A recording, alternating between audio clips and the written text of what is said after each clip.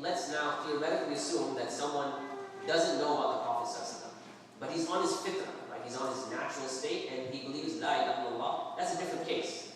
But if you explain to the person, like this is who the Prophet ﷺ was, and so on and so forth, then the person needs to accept that as well, right? Because most of the people, even I talk to many atheists, and almost 100% of the cases, I made them accept that there is a God, there is one God. Okay. Most of them will, I think all of them will agree to that. Okay. Even if they believe in Jesus being Son of God and all this, they still, atheists, pagans, all the same thing. One God, they end up accepting. Okay. All right. At that point, then the top part is okay, then but why should I believe that Muhammad is the Messenger or the Quran? So let's take that right now, okay?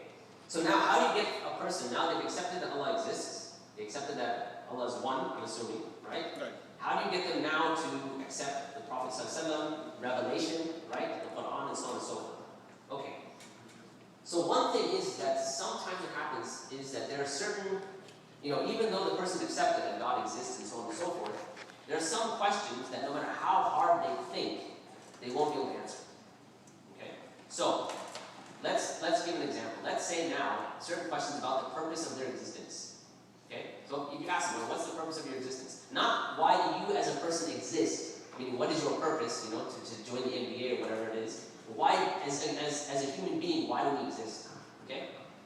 Now, how are you going to answer that? If I ask any person, what would they say? Oh, our purpose is this, but can you be certain that this is what the purpose of life is? Okay, so that's one question. Let's now move to another question, which is what human beings ask. What happens when you die? Alright, do we just dissipate? Do we just cease to exist? Is there a hellfire? Is there a day of judgment? Are we going to be accountable? Right? It's a very important question. And I think most people recognize it's a very important question. Okay?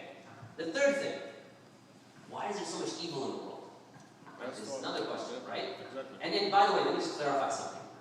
The existence of evil doesn't necessitate that God doesn't exist. Right. Okay? When people link these two, it's a false way of linking two ideas that don't have anything to do with each other. Right? Because theoretically, we could say that there could be a God who is evil and then lets evil exist. But that doesn't negate the fact that there's a God. Right? So that's just one clarification. But anyhow, but then it still begs the question, why is there evil in the world? Now, in order to understand these three questions, you can have a whole range of people tell you a whole range of different answers. But you want an answer that's going to be something based on surety, based on certainty. So let me give you an example. Let's say now that these answers, we admitted that there was a God, and that this God is intelligent, that He's powerful, that He's wise, and that He created you, and He created everything for you to live physically. Can we imagine now that He wouldn't give you the answers to these spiritual questions? It doesn't make sense, right? So if that's the case, where do we get these answers from?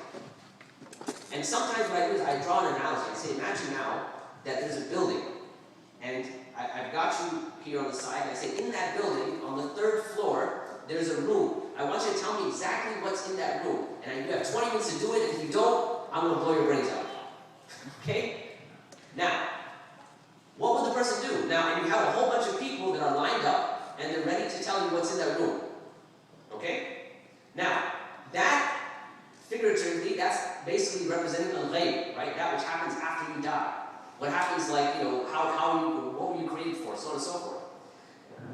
How will you determine which one of these people is going to tell you the correct thing about that room? How are you going to do it? You're going to use your intellect, right? So let me now present to you the Prophet ﷺ. Here's a man that never ever lied. So let's say one of the people, amongst the people that are going to tell you what's in that room, you know for a fact he never lied. Which one of those people are you going to trust right off the bat? Who are you going to feel more comfortable towards? The one that you know never lied, or ones that may have lied, may not have lied? Initially, you're going to feel more comfortable immediately towards that person. Now, let's move on. This was a man who never lied, who never, and that if we say, assuming that, let's say he was a liar, his own life story doesn't testify to that. He never lied. He never had, it was never reported that he was a liar. Some people say that he was deluded. But again, the testimony runs against that. Right? Let's give a more tangible example. And this is where knowledge of the Sirah is very important. A tangible example. You remember when Ibrahim, his son, the Prophet said his sons died? What happened? Who knows what happened when he died? There was an eclipse. If you had a person, right, and the people, what would they say? The son of Muhammad has died, and even the skies, even the sun, even the moon is crying because of this. Even the moon is eclipsed, or the sun is eclipsed because of this. Now, if you're a liar, this would be the perfect opportunity for you to say, yeah, right? If you want to fool people, this is what you want to jump on. So you're going to say, yeah. Is that what he said? No. Rather, when he came out, sallallahu alayhi wa sallam, he said the sun and the moon don't eclipse for the birth or death of any human being. Rather, these are signs from Allah, and this is the point where we pray, not about the death and life of any human being. So number one, if he was a liar, then why wouldn't he take advantage of that opportunity? Or you can mention other opportunities. Remember when the Quraysh offered him, wealth and women and so on and so forth. Many examples. So we know he wasn't a liar, but maybe he was deluded.